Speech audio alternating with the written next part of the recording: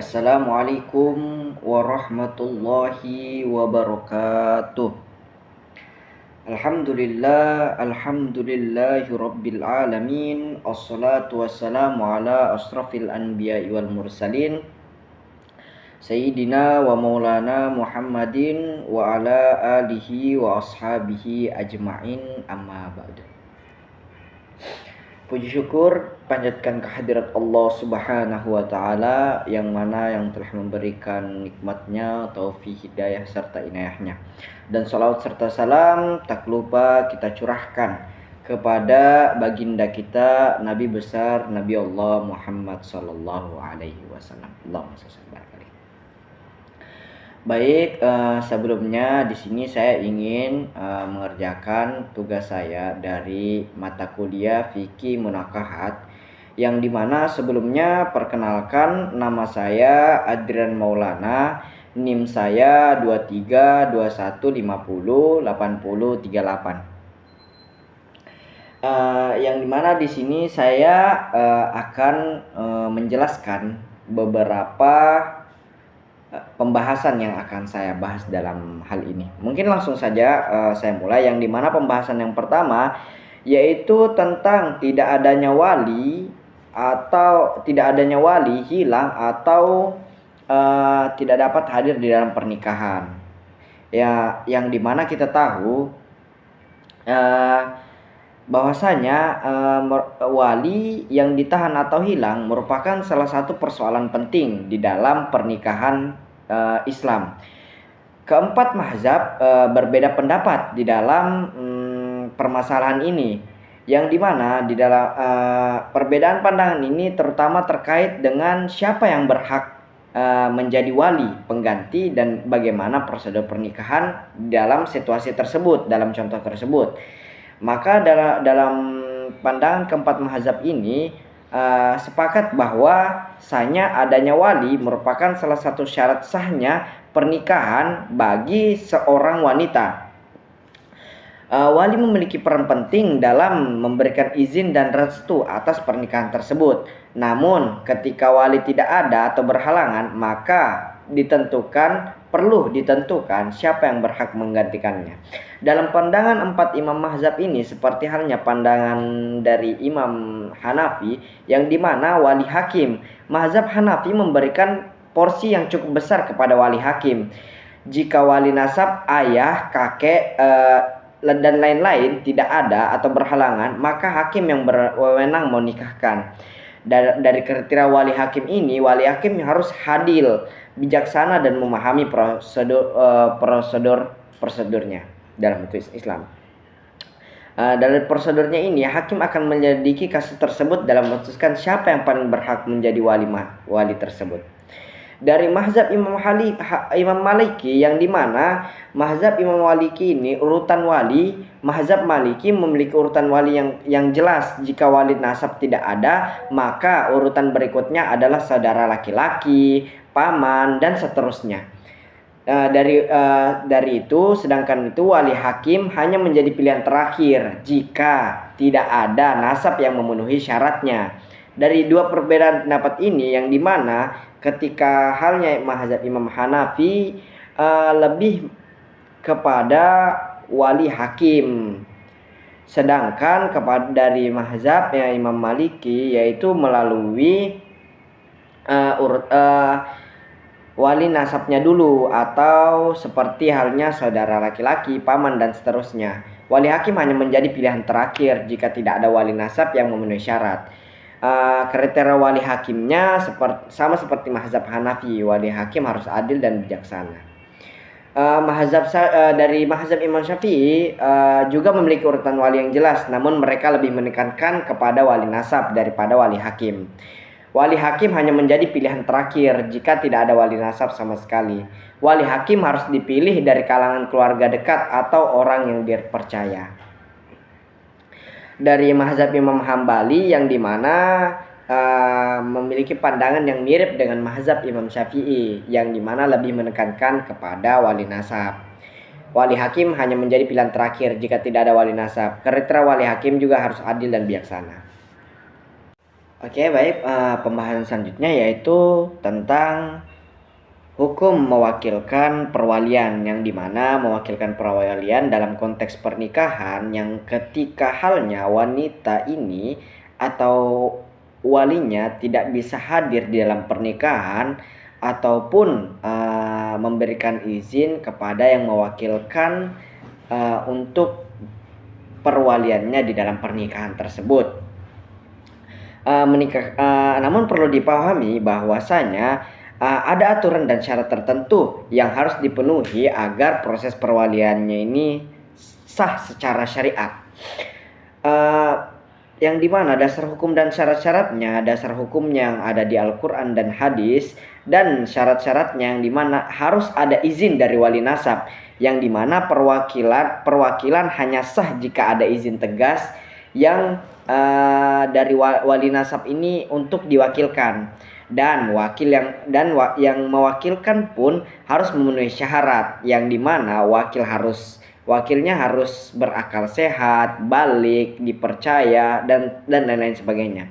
Lalu sigat taukil yang jelas, ada kalimat atau pernyataan yang jelas dari wali nasab untuk bagaimana dia diwakilkan dalam perwaliannya. Seperti halnya ketika orang tua ataupun misalnya bapaknya tidak bisa menikahkan, lalu dia menyampaikan kepada wali hakim atau yang mewakilkan untuk perwaliannya diserahkan kepadanya.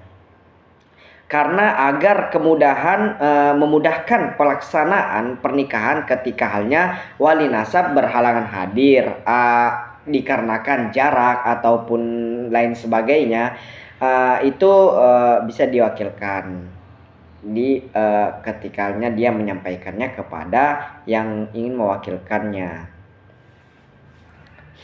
Lalu seperti halnya urutan wali di dalam Islam, ada urutan wali yang harus diutamakan, yaitu seperti ayah kandung, kakek dari pihak ayah, saudara laki-laki kandung, dan seterusnya.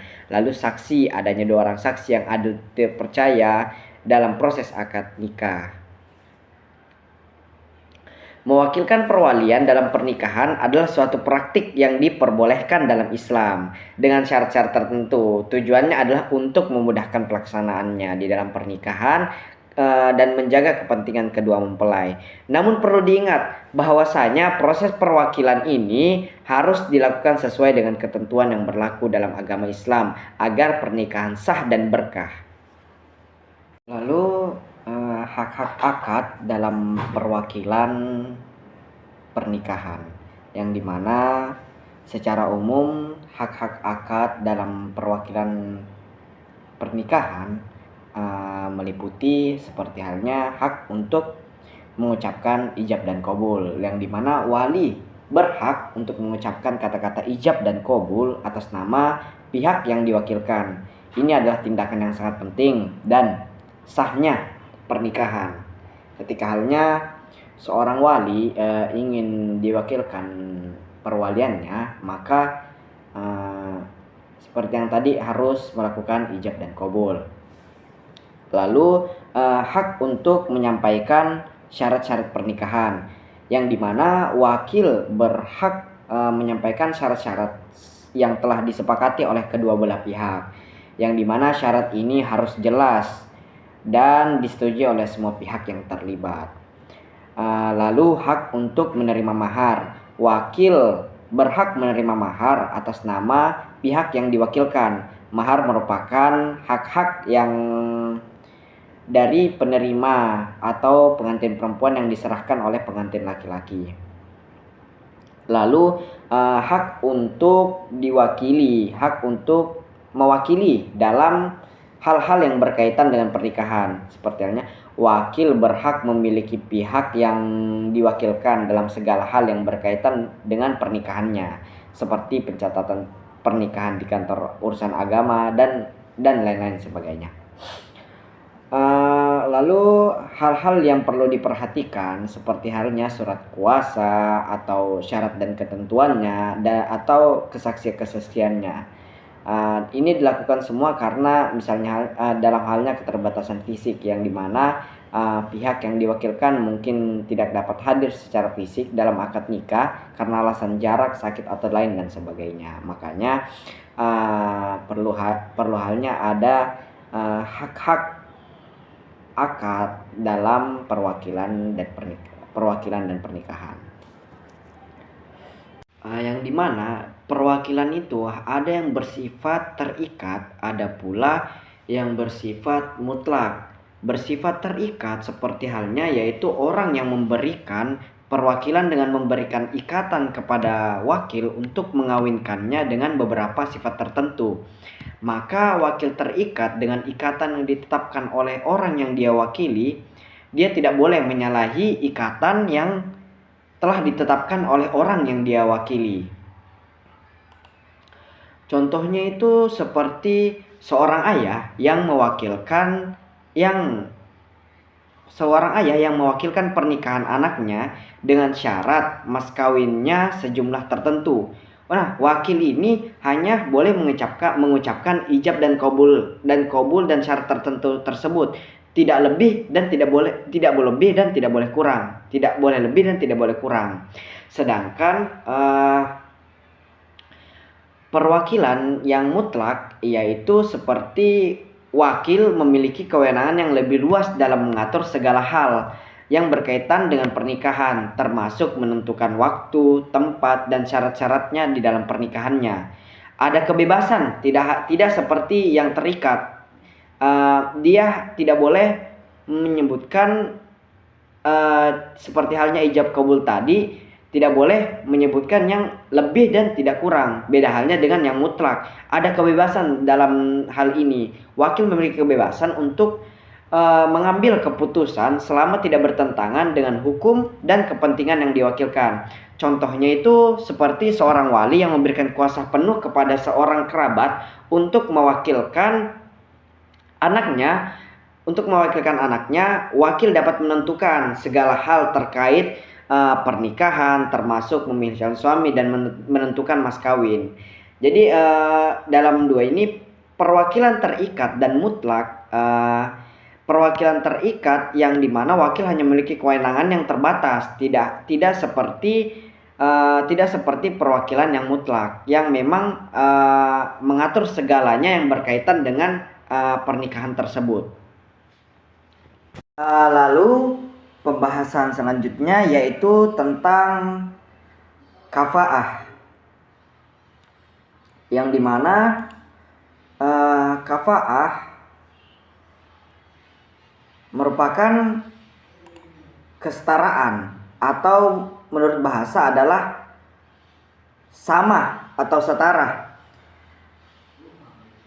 Maksudnya si fulan dengan si fulan itu sebanding, yang dimana sebagaimana sabda Rasulullah SAW, al-muslimuna tatakafa'u duma'uhukum, darah orang-orang Islam setara. Maksudnya sebanding. Maka darah orang-orang yang rendah mereka sama dengan darah orang-orang yang tinggi. Di antara juga firman Allah Subhanahu wa taala, dan tidak ada seorang pun yang setara dengan dia. Maksudnya tidak ada bandingnya dalam istilah fuqaha penyetaraan di antara suami istri yang dapat menghilangkan rasa malu dalam perkara yang khusus. Seperti halnya dalam konteks pernikahan, kafaah berarti kesesuaian atau keseimbangan antara calon suami dan calon istri, seperti halnya dalam hal kedudukan, agama, nasab, kedudukan sosial, kekayaan, pendidikan, akhlak, dan lain sebagainya. Karena tujuan utama dari konsep kafaah adalah untuk menciptakan keharmonisan antara calon istri dan calon suami agar menciptakan keharmonisan dan keseimbangan dalam rumah tangga. Dengan adanya kesetaraan kafaah, diharapkan kedua pasangan tersebut agar dapat saling menghormati, saling memahami, bekerja sama membangun kehidupan rumah tangga yang sakinah mawaddah warahmah. Kafaah dalam perspektif hukum Islam adalah kafa'ah lebih bersifat anjuran daripada kewajiban yang mutlak.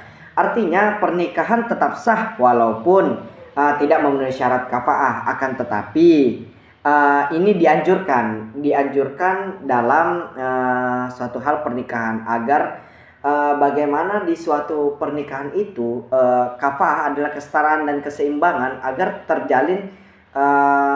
terjalin rumah tangga yang sakinah, agar tidak adanya dalam rumah tangga itu tidak adanya kesenjangan di antara salah satu calon suami dan calon istri, yang dimana prioritasnya tidak semua aspek kafa'ah itu memiliki bobot yang sama. Misalnya dalam Islam, misalnya dari segi keagamaan, contohnya itu dari segi keagamaan yang dimana calon suami dan calon istri itu sangat tidak seimbang, seperti halnya dalam hal keagamaan yang dimana contoh halnya itu laki-lakinya yang baru mu'alaf, sedangkan yang perempuannya itu dari nasab maupun dari apapun itu sudah Islam dari dulu, dan tidak halnya seperti laki-lakinya, maka itu terjadi kesenjangan dalam hal agama. Karena jikalau kita lihat, seharusnya di dalam rumah tangga yang memimpin adalah laki-laki, sehingga halnya itu bisa menjadi kesenjangan di dalam dalam hubungan kekeluargaan. Maka itu sangat penting, maka itu dianjurkannya kafa'ah atau kesetaraan di dalam pernikahan tersebut, yang dimana tidak semua aspek kafa'ah memiliki bobot yang sama. Misalnya dalam Islam, kesamaan agama dianggap sebagai aspek yang paling penting. Dianggap aspek yang paling penting karena dan fleksibilitasnya, konsep kafa'ah bersifat dinamis dan dapat disesuaikan dengan perkembangan zaman. Dan juga seperti hal tadi, contoh tadi, Imam Syafi'i pun berpendapat bahwasanya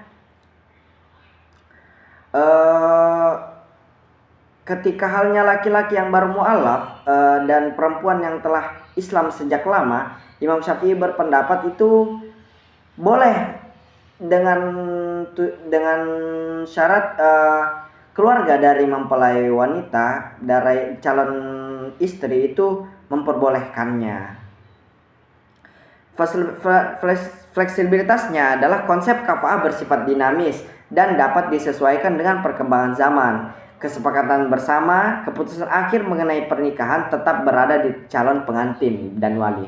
Berarti keputusan akhir mengenai pernikahan tetap berada pada calon pengantin dan wali. Kafa'ah merupakan konsep yang paling penting dalam pernikahan Islam. Meskipun tidak bersifat mutlak, kafa'ah dapat menjadi pedoman dalam memilih pasangan hidup. Dengan memperhatikan aspek-aspek kafa'ah, diharapkan pernikahan yang terjalin akan lebih bahagia dan langgeng.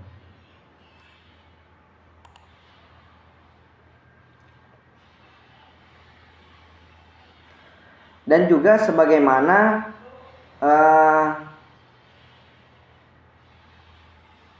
dalam firman-Nya juga dikatakan di dalam surah Al-Furqan ayat 54, dan Dia pula yang menciptakan manusia dan air.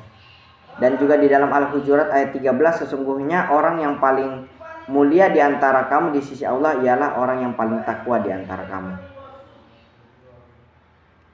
Baik, mungkin cukup sekian dari presentasi saya. Kurang dan lebihnya mohon dimaafkan karena mungkin itu dari kesalahan saya sendiri. Cukup sekian yang dapat saya sampaikan. Akhirul kalam, Allahumma fiq ila aqwamit thoriq. Assalamualaikum warahmatullahi wabarakatuh.